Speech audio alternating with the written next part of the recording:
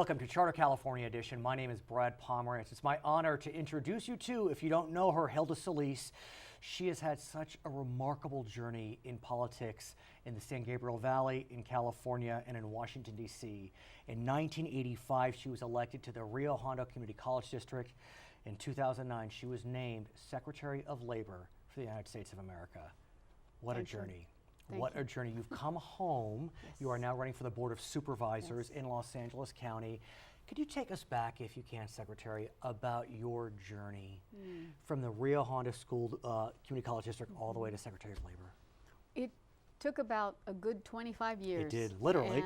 And it really took a lot of hard work and really talking and speaking with the community and really trying to lift up their voices.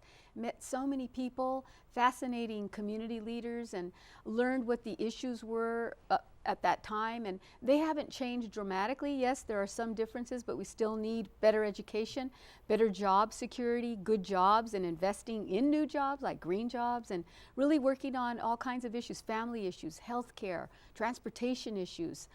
We have a whole series of things happening at the county right now. A new sheriff that will be elected, and new institutions that have to be reformatted. And I want to talk about that, but if I may, you're Hilda from La Puente. Right. Hilda from La Puente from became the Secretary of Labor for the United States of America. You know, Mama Solis, as you call her, she's still with us. Yes, she's 88 years old, and she's been an inspiration for me. She's my role model. But how does Hilda from La Puente become Secretary of Labor?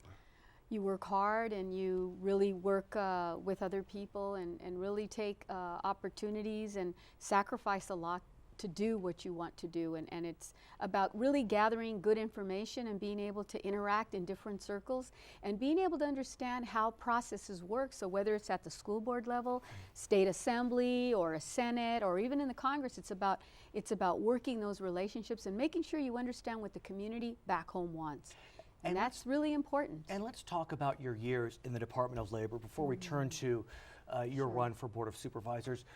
A solid 4 years, strong report card upon your departure. Talk to us about what you're most proud during your tenure as Secretary of Labor. Well, you know, it's interesting. When I took the position, we were just at the start of the recession, the Great Recession. So we had lost about 8.5 million jobs.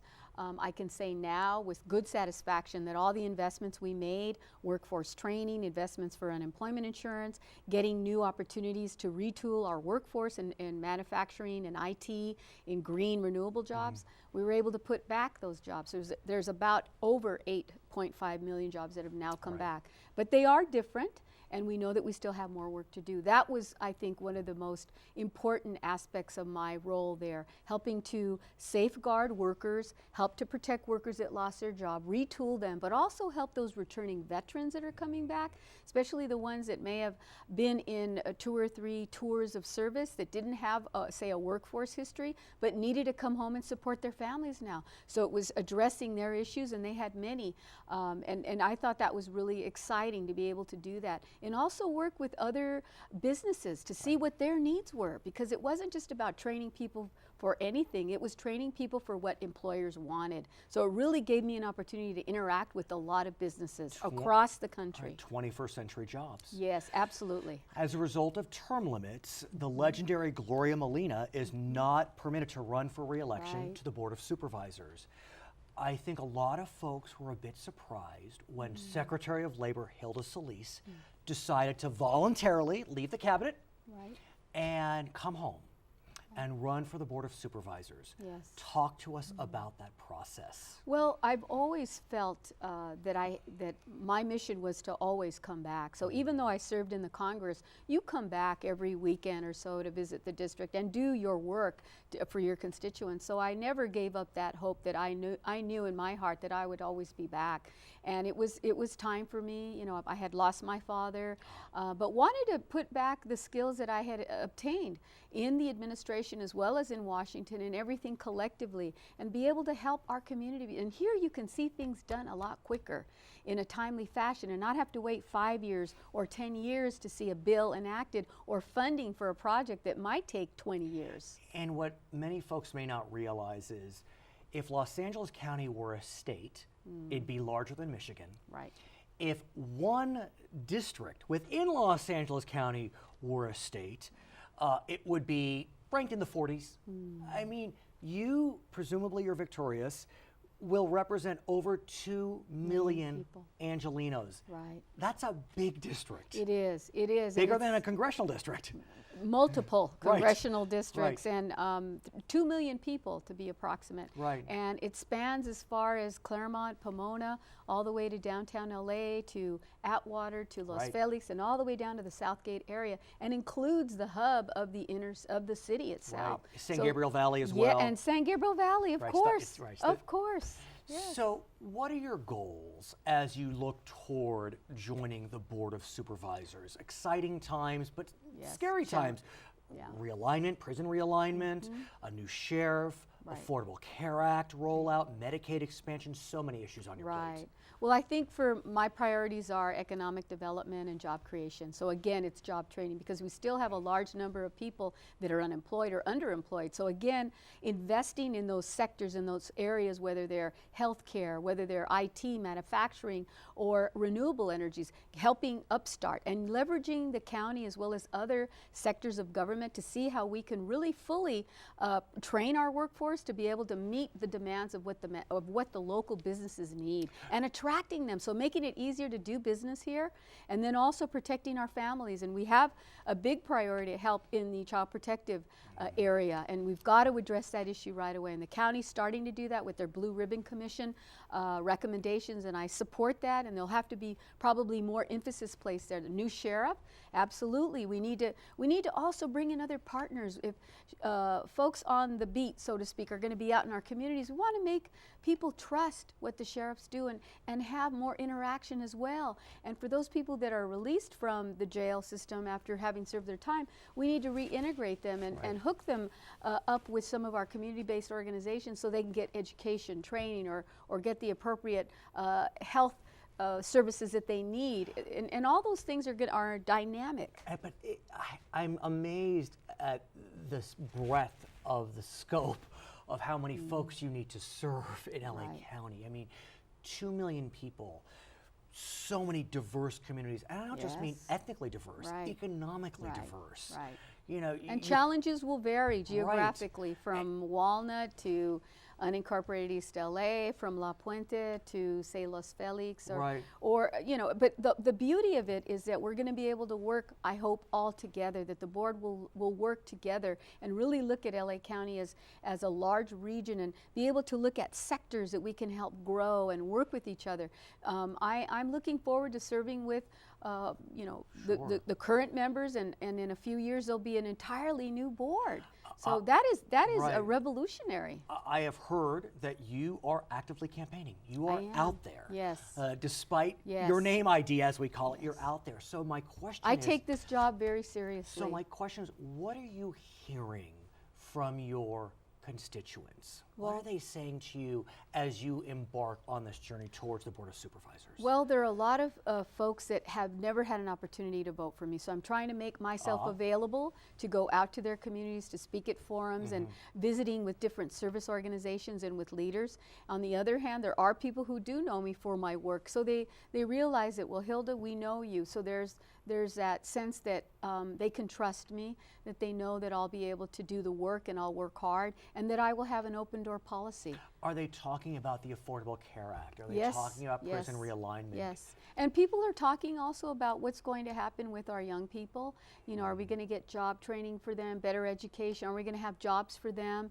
Are we going to have, that safety net system, implementation of the Affordable Care Act? And we have so many people. I'm glad to hear that more people are signing. They have signed up. Over 8 and the million county nationwide. and the county has a big responsibility. Okay. So it has to be seamless. We've got to make it all work together. Her name is Hilda Solis. She is running for the Board of Supervisors in Los Angeles County.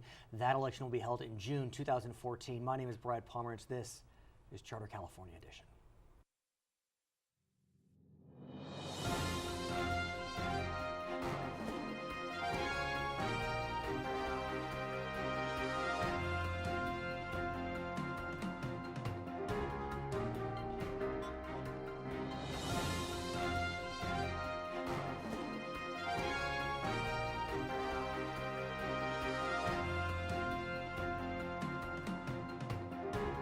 It's Charter California Edition. I'm Brad Pomerance, and we are joined by Owen Newcomer. He is a member of the City Council in the city of Whittier in Southern California, Los Angeles County. And there are so many cities going through what your city is going through, kind of mid-sized cities that have been traditionally electing council members at large, usually with a rotating mayor. So the mayor is not directly elected. As a political scientist, could you give us the background as to how that system of city government formed, created? What's the evolution? I'd love to. It goes back 100 years, and it's really part of the progressive influence in California throughout. Interesting.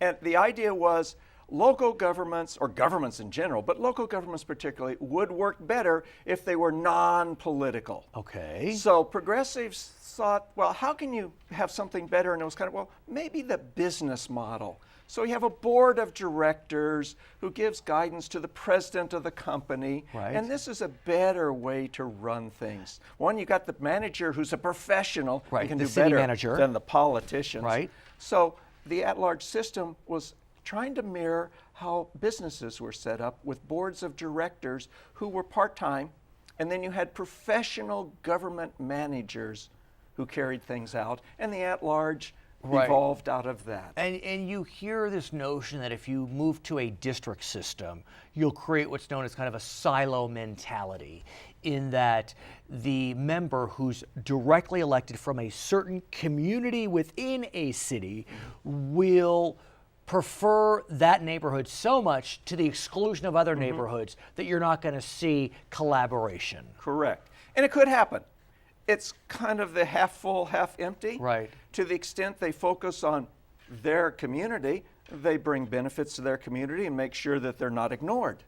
On the other hand, they may get stuff that you think they shouldn't get. Right. It's the old, is the pork barrel Right. Pork good over. or bad? Right. Well, pork's bad when you get it, and pork's good when I get it. Exactly. Now, what's the traditional balance?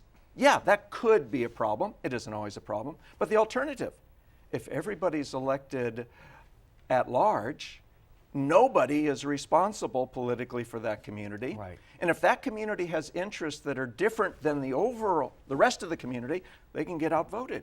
So the balance. I'm going to get to it. And we will, but let's let our mayor, viewers. Yeah. citywide. Right. That's the balance. And so let's talk about that, because Whittier has faced a lawsuit, like many cities. So you're not unique. And the lawsuit alleges that by electing at large, there is a certain disenfranchisement of certain communities, often communities of color. We don't necessarily need to go into the weeds on that question, because that the statisticians can do and the lawyers can handle. But there is then a proposal on your June ballot which asks voters to create an at-large system. I misspoke, to create a district-wide system. There will be 4 districts, directly elected, and a directly elected mayor. Yes. Talk to us about that. And that's the beauty of it. That is what makes this proposal better than either of the alternatives. Balance. It's checks and balance. It's from the original James Madison theory in setting up the Constitution. You'll have some representatives that represent the parts, and you'll have one representative who represents the overall. Think of it. Would we be better off with a Congress and no president?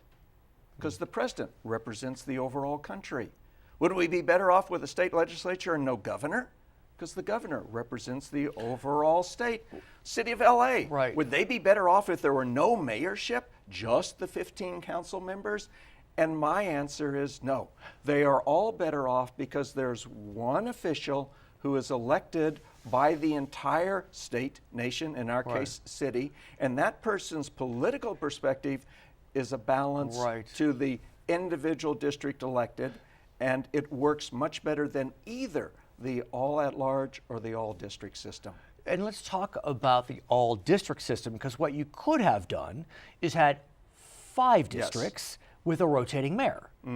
And you believe that could have created too much of a silo mentality. That aggravates that silo that you're talking about. There is absolutely nobody who is responsible in that system for the overall good of the city.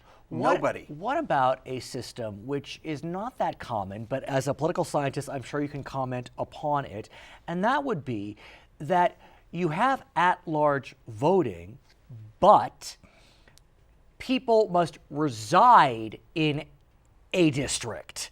So there still are, let's call it 4 districts, and you must live in one of those 4 districts, but everyone votes for you. I think it's backwards. I'm not fond Go. of it. I think it needs Tell to me go why. the other direction. Because the whole argument is, if the voters in one part of a community have different political interests, be it geography or whatever, than the rest, they deserve to be able to elect a representative. So if you now say, well, you got to live in that district, but everybody else gets to vote, well, the person presumably is responding to the voters. I mean, that's who That's gets right. reelected. That's democracy. So they're not responding to the interest of that community. Conversely, it would work much better. It's not our proposal, and I don't want to get too Please, far no, offline but- here. no, tell but me. as a political scientist, Yes. I'm sorry, it'd work much better if the candidate could live anywhere, but only the voters in the district get to choose. Because the key is the members of that community get to choose whom they want. We ought not tell them that they can only vote for certain types of candidates. Well, it's interesting. As I understand it, members of Congress, Yes. at least in California, or is it nationwide? Nationwide. They only have to live in the state. Correct. It's worked for 200 years. But the vast majority that Live we in the district. live in the district. But the key is, and we have one sitting member of Congress who did not run in the district he lived in and got elected. Who is that? If you don't, do you know? Do we know? It's okay. That's fine. But Northern California was the seat. He's from Southern California. oh, Tom from McClintock. There Tom you go. McClintock. From Thousand I Oaks. believe he did move up But there here's ultimately. the key. Here's the key. Isn't the argument that the people in this geographical area deserve to have their interest represented? And how do we do that? We give them a vote and we create a district in which they are the voters. What difference does it make where the candidate lives?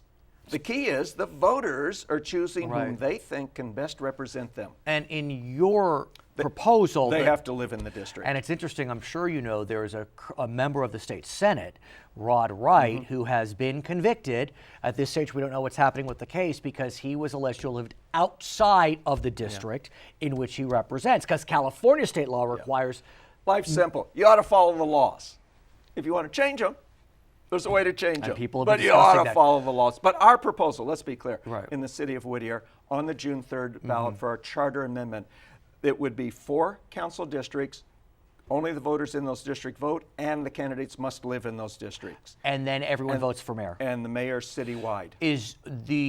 Are they 4-year terms? They are for the city council, 2-year term for the mayor, Why?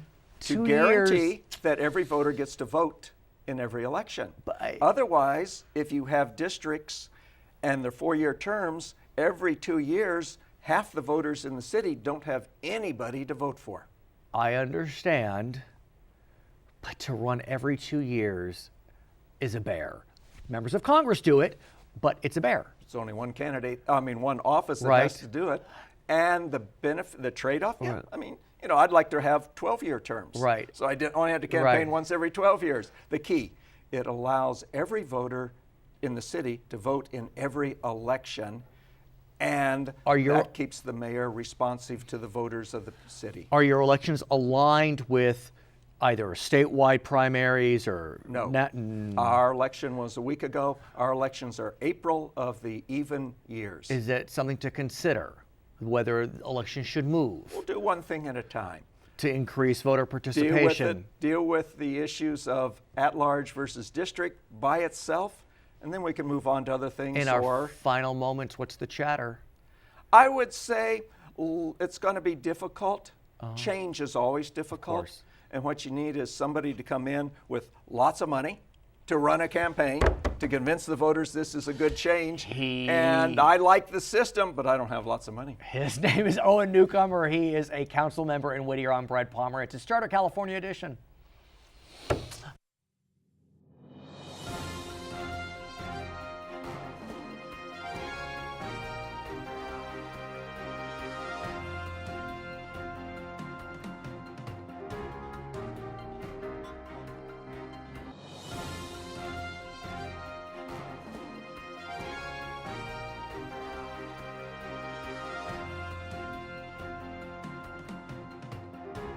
It's Charter California Edition. I'm Brad Pomerance, and we are joined by Raymond Hino. He is the Chief Executive Officer of the Bear Valley Community Healthcare District.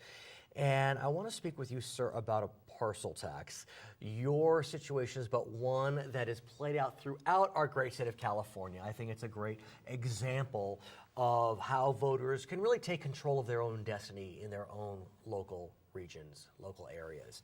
Tell me before we start about Bear Valley Community Hospital. Sure, I'd be happy to, Brad, and thank you for having me Please. on today. Bear Valley Community Hospital is a 30-bed rural hospital, very small, $17 million budget. We're located in the Big Bear Lake region in the mountains in Southern Tough California. life you got there, tough life. I can only imagine. It's a great place to Right. live, and we have a great little hospital. This year will be our 40th year anniversary, so we've been open for 40 years and serving the local public and the tourists that come through our area.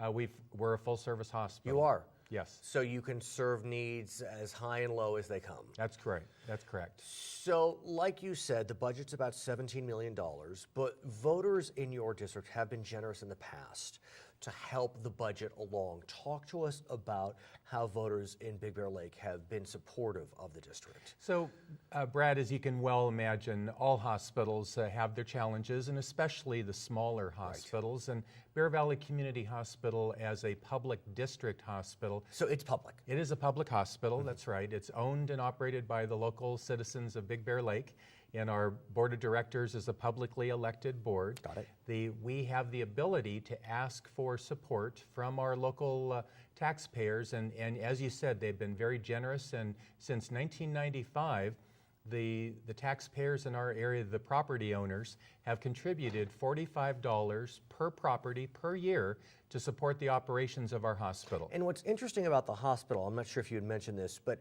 it's the only hospital within a pretty significant zone. It is. We're the closest hospital within 30 miles, and so we take care of all the injuries, ski injuries, local residents of the And area. the ski resorts up there are, Bear Mountain and Summit. some of which are, yeah, I mean, you can't go wrong with That's those right. two, right?